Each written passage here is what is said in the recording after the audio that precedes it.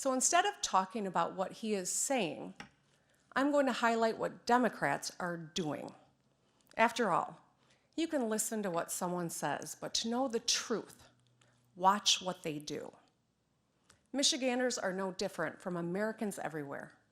We love our families and want a good life today and a better life tomorrow for our kids. We work hard, and we expect our government to work hard for us as well. We have grit and value loyalty, and we still root for the Detroit Lions.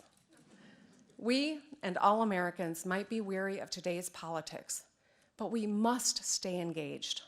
Our country, our democracy, our future demand it.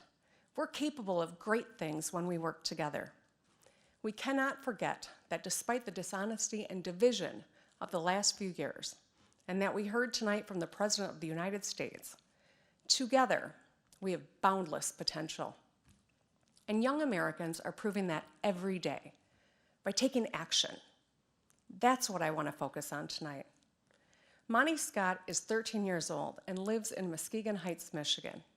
Monty's street was covered in potholes. They were ankle deep, and he got tired of waiting for them to get fixed.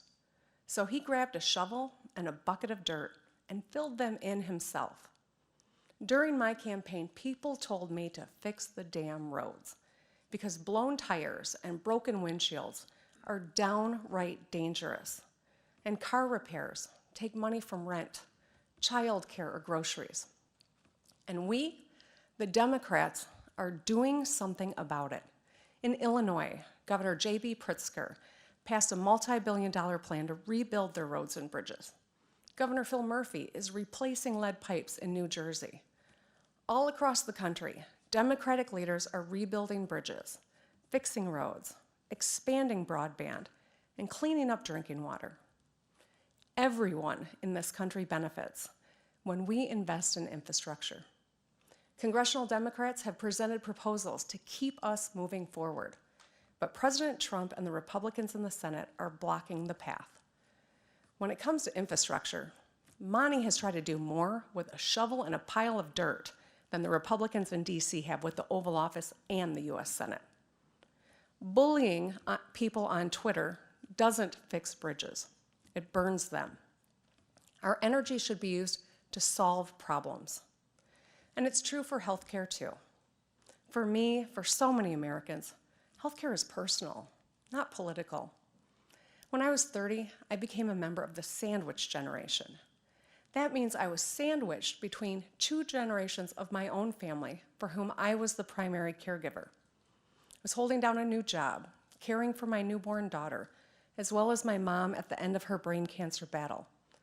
I was up all night with a baby, and during the day, I had to fight my mom's insurance company when they wrongly denied her coverage for chemotherapy. It was hard. It exposed the harsh realities of our workplaces, our healthcare system, and our childcare system. And it changed me.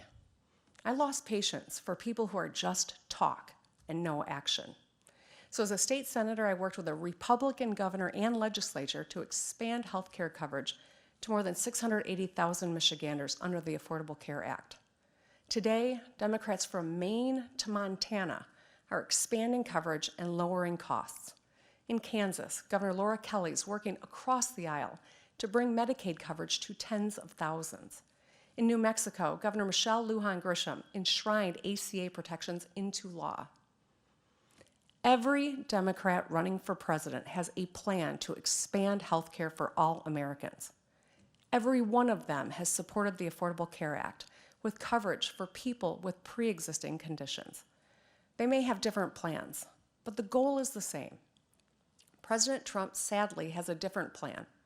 He's asking the courts to rip those life-saving protections away. It's pretty simple. Democrats are trying to make your health care better. Republicans in Washington are trying to take it away. Think about kids like 17-year-old Blake Carroll from Idaho, who organized a fundraiser to pay for his mom's colon cancer treatment. Or 19-year-old Ebony Myers from Utah, who sells art to help pay for her own rare genetic disorder treatment.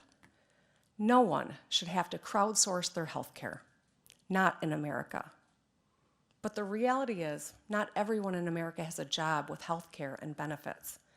In fact, many have jobs that don't even pay enough to cover their monthly expenses.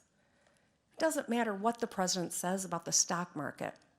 What matters is that millions of people struggle to get by or don't have enough money at the end of the month after paying for transportation, student loans, or prescription drugs.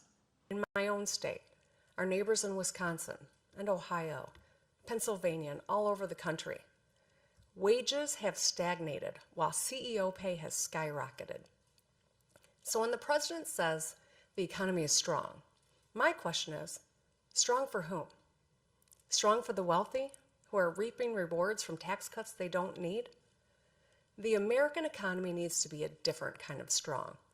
Strong for the science teacher spending her own money to buy supplies for her classroom. Strong for the single mom picking up extra hours so she can afford her daughter's soccer cleats.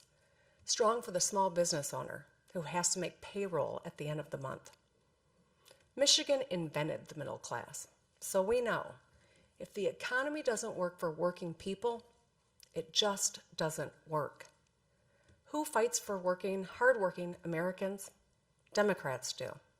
In the U.S. House, Speaker Nancy Pelosi and Democrats passed a landmark bill on equal pay, another bill to give 30 million Americans a raise by increasing the minimum wage, and groundbreaking legislation to finally give Medicare the power to negotiate lower drug prices for America's seniors and families. Those three bills and more than 275 other bipartisan bills are just gathering dust on Senate Majority Leader Mitch McConnell's desk. Senator McConnell, America needs you to move those bills. Meanwhile, Democrats across the country are getting things done. Pennsylvania's Governor Tom Wolf is expanding the right to overtime pay. Michigan is too. Because if you're on the clock, you deserve to get paid. Nevada Governor Steve Sisolak and North Carolina Governor Roy Cooper are working to give hard-working teachers a raise. And speaking of the classroom, Wisconsin Governor Tony Evers unilaterally increased school funding by $65 million last year. In Colorado, Governor Jared Polis has enacted free all-day kindergarten. And in 29 states, we've helped pass minimum wage hikes into law, which will lift people out of poverty and improve lives for families. That's strength. That's action. Democracy takes action. And that's why I'm so inspired by young people.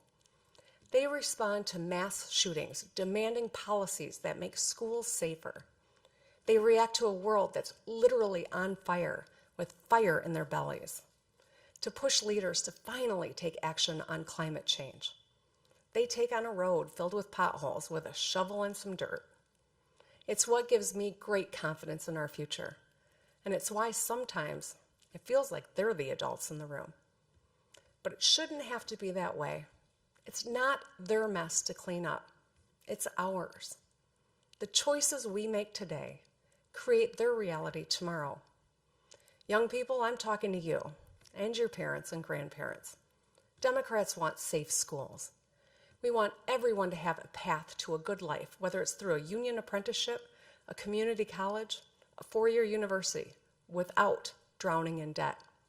We want your water to be clean.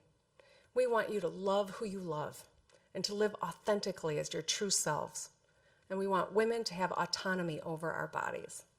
We want our country welcoming and everyone's vote counted. 2020 is a big year. It's the year my daughter Sherry will graduate from high school. It's also the year she'll cast her first ballot, along with millions of young Americans. The two things are connected, because walking across a graduation stage is as important as walking into the voting booth for the first time. Her future, all our kids' futures, will be determined not just by their dreams, but by our actions. As we witness the impeachment process in Washington, there are some things each of us, no matter our party, should demand. The truth matters. Facts matter. And no one should be above the law. It's not what those senators say. Tomorrow, it's about what they do that matters. Remember, Listen to what people say, but watch what they do. It's time for action. Generations of Americans are counting on us. Let's not let them down. Thank you for listening. God bless America. Good night.